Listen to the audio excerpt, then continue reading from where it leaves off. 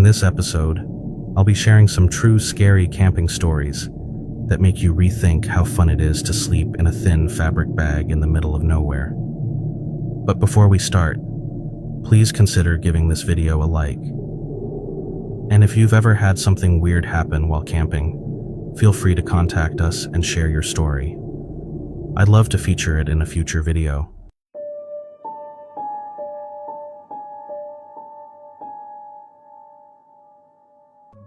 So I grew up as a military brat, as my dad was stationed at Hill Air Force Base in Utah, and honestly, we made the most of everything the outdoors had to offer.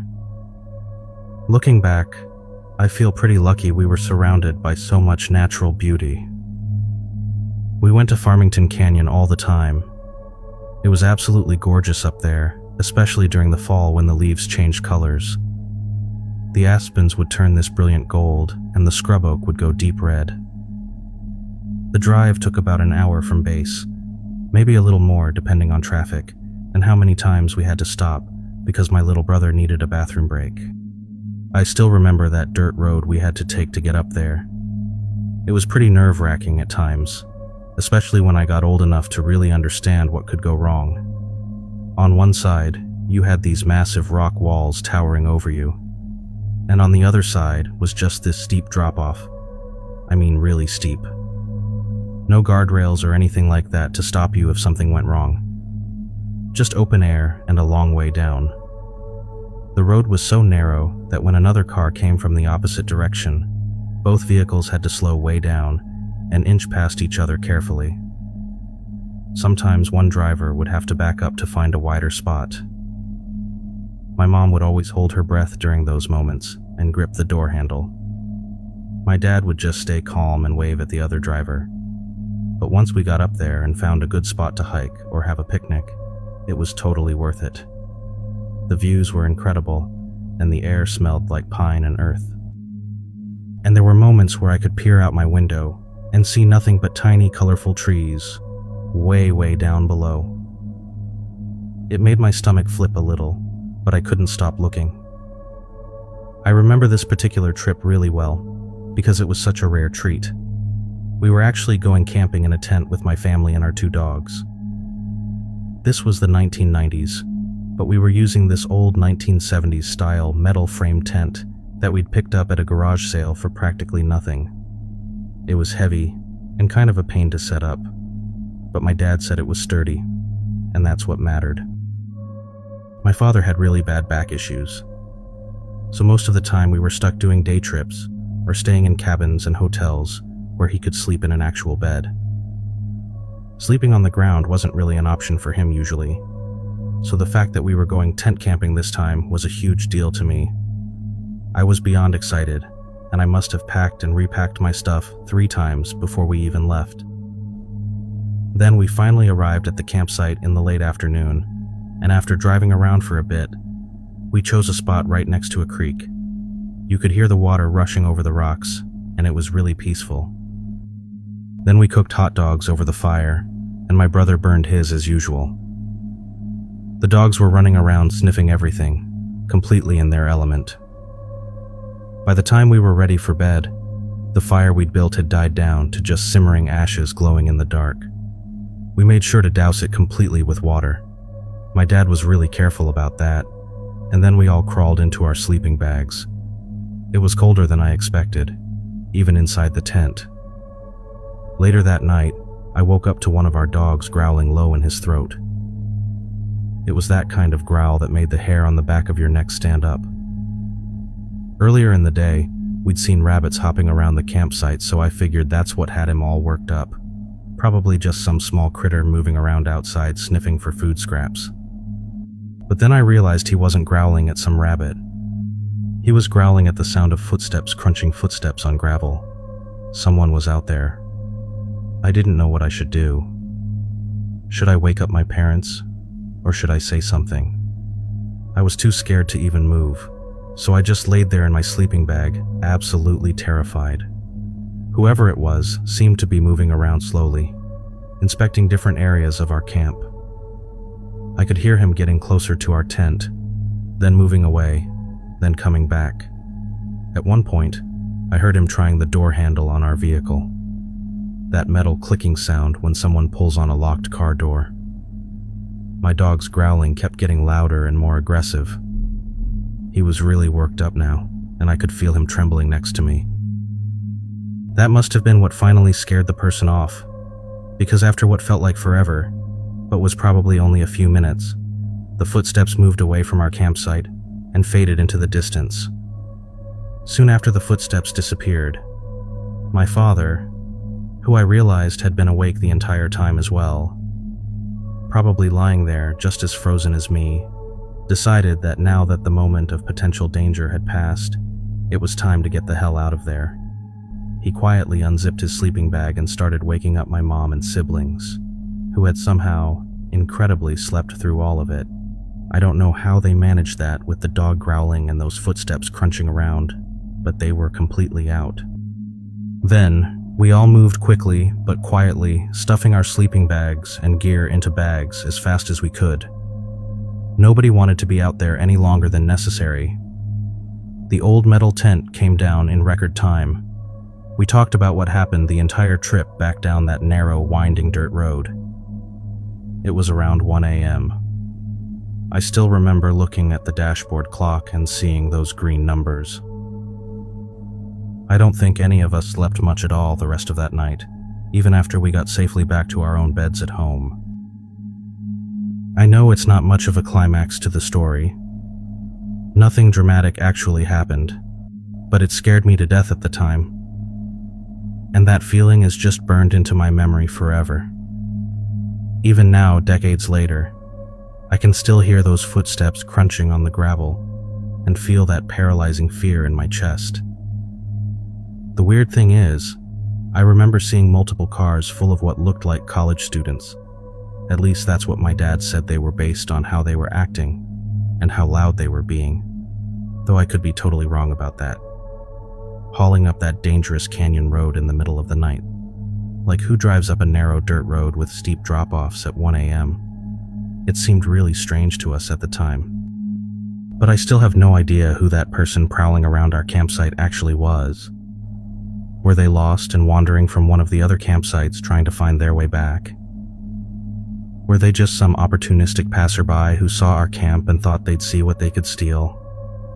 Or, and this is the thought that really bothered me, was it someone who actually lived out there in those woods, deliberately preying on campers?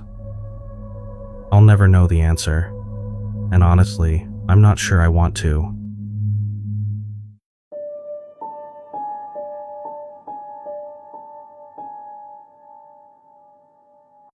It was early spring 2016, right after I turned 24.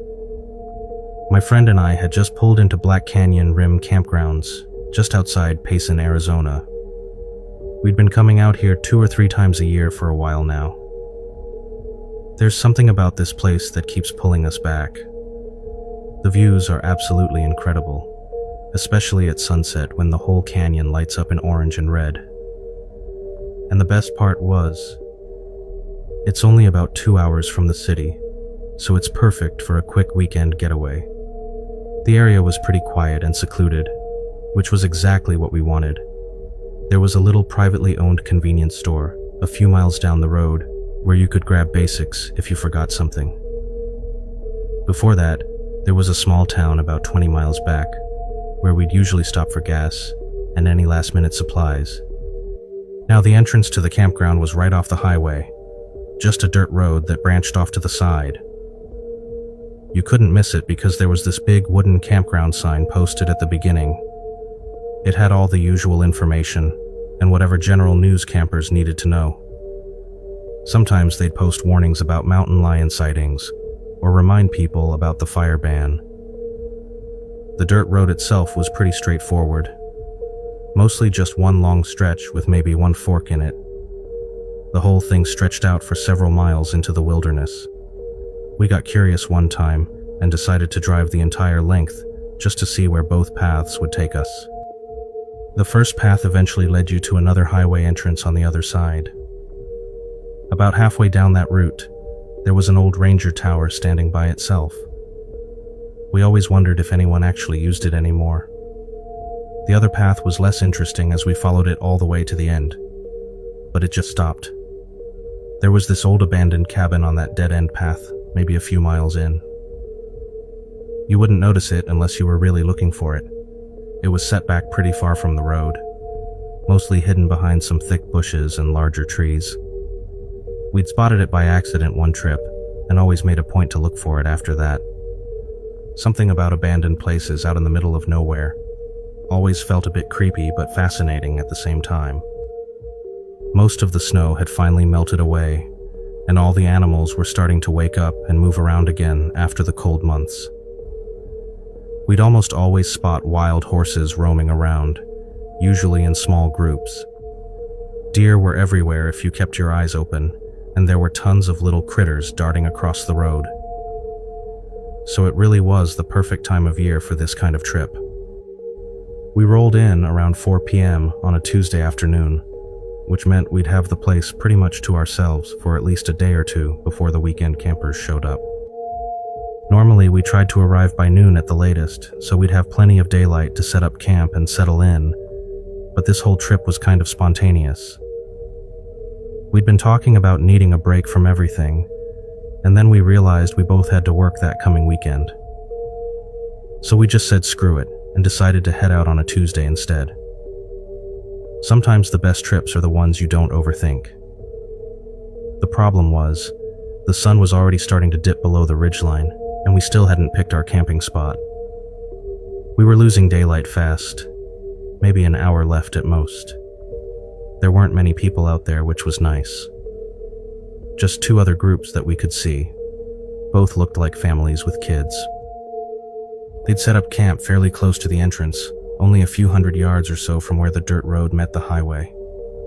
Probably wanted to stay close in case they needed to make a quick run to that convenience store, or just felt safer being near the main road. We preferred to go deeper in, find something more secluded, where you couldn't hear any traffic noise at all. Working customer service jobs will do that to you. After dealing with demanding customers all day, every day, you start craving silence and solitude. We drove down the dirt road, passed right by our usual camping spot, and kept going deeper into the campground. We wanted to be as far from everyone else as possible. Then finally we found it, the perfect spot. It was this small clearing that sat right on the edge of a hill, almost like a natural lookout point. From there, you could see the entire valley spread out below us. The view was absolutely stunning, especially with the sunset painting, everything in shades of pink and orange. I remember thinking this was it. This was going to be our new favorite spot from now on. We were already talking about coming back here next time. If only we'd known what was going to happen the next night. That one incident changed everything, and we never camped there again after that. We decided to get a campfire started right away and agreed we'd just skip setting up a tent this trip. Honestly, we didn't have enough daylight left to bother with it anyway, and her car was comfortable enough for sleeping. We'd done it before plenty of times. The plan was simple. I'd crash in the back seat, she'd take the passenger seat up front. We'd crack the windows just a little bit for fresh air, grab a few blankets each, and that would be that. There's something about sleeping in your car out in the wilderness that just hits different.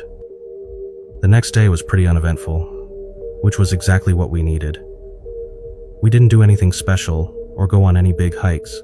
We just existed. That's what these trips were really about, decompressing, letting all the stress and frustration from our jobs and regular life just melt away. But all throughout the day, I had this weird feeling that wouldn't go away. It felt like someone or something was watching us. Every few hours, I'd hear the crunch of leaves, or a branch snapping just beyond where I could see. I kept telling myself it was probably just deer, or maybe one of those wild horses wandering around.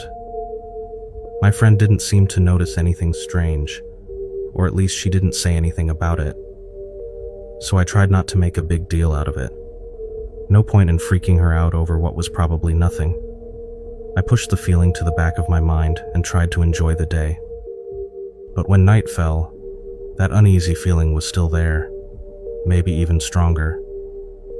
I wasn't the only one feeling off either, I think, as my friend pulled out her bottle of sleeping pills before bed, which caught me by surprise. She almost never needed those on our camping trips. That was kind of the whole point of coming out here. The fresh air, the sounds of nature, the crackling fire. All of it usually knocked us out cold without any help. It was getting close to 1 a.m. by the time we finally settled into the car to sleep. I figured it must have been some small animal, maybe a raccoon or a fox, just curious about our campsite. I went back to scrolling through my phone, looking at social media to pass the time until I got tired enough to sleep. My friend was already out cold in the front seat. About 10 minutes went by, maybe less. Then I heard it again. But this time it was right outside my door.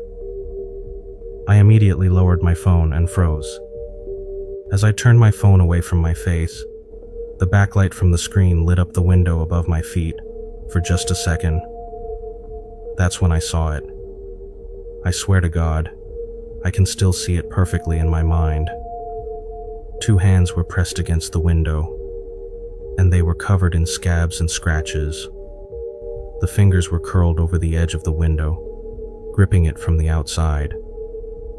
The fingernails were long, way too long, and they looked like they hadn't been cut in months. Behind the glass, I could see the outline of a face pressed right up against the window. In those brief moments when the glass cleared, all I could make out were the eyes. I wanted to scream, to yell for my friend to do something. Anything, but nothing came out. We just stared at each other. It felt like hours, even though it was probably only seconds. After what felt like forever, probably only about 10 seconds in reality, the hands slowly started to release their grip on the window. And I just sat there. What the hell just happened? Why didn't I do anything? Why didn't I wake up my friend? And why am I still just sitting here doing nothing? That last thought snapped something in my brain. I started pounding on the back of my friend's seat with my fist, hitting it hard enough to jolt her awake. She came to in a confused, groggy daze, and she was mumbling something, asking what was wrong, but I didn't have time to explain yet. I unlatched the back door and kicked it open, practically throwing myself out of the car. The campfire that had burned down to just glowing embers. Whoever or whatever that thing was, it was gone. At least I couldn't see it anymore. But that didn't mean it wasn't still out there, watching from somewhere in the darkness. But I didn't want to stick around to find out. I started scrambling around our campsite, grabbing anything we'd left outside. The whole time I was doing this, I kept looking over my shoulder, spinning around at every little sound. My ears were straining to hear those footsteps again. That slow, deliberate crunching through the leaves. I slammed the back door and noticed 2 handprints on the window. Without really thinking about it, I wiped them off with my sleeve. Not sure why I did that. I got in the driver's seat, started the car, and took off pretty quick. My friend woke up looking confused. "What's going on?" "Someone was outside the car," I said. "What? Who?" "I don't know. But we should go." She told me to slow down because I was going way too fast on the dirt road. She had a point. I was probably going to mess up her car if I kept driving like that. I slowed down a bit once we got closer to the highway, but I definitely wasn't taking my time, just wanted to get out of there and back to civilization. We got to the highway, and I kept driving for about 20 miles before my friend made me pull over at a Denny's. She wanted to eat and hear what the hell actually happened back there. I told her everything while she worked through her pancakes. She believed me, which was good because I'm pretty sure I looked half crazy at that point. Everyone always talks about fight or flight, right? Well, I'm starting to think I've got neither. Apparently, my survival instinct is freeze and hope it goes away. I mean, I literally just sat there and did nothing. That's what gets me. Was it just another camper screwing with us? Or maybe someone living in that abandoned cabin we saw down the road? Or was it something else entirely? Something that lives in those woods and watches campers when they're sleeping? I don't know, probably never will. We did go back to that area a few times over the next couple years. Couldn't completely give it up, I guess. But we never went deep into the campground again. Always stayed close to the highway where other people were around. Close enough that if something happened, we could get help fast, or at least make a quick exit. Whatever that thing was that night, I really hope it was the last time I ever see it. Though part of me wonders if it's still out there, doing the same thing to other campers, pressing its nasty hands against car windows just watching. Anyway, that's why I don't do isolated camping spots anymore.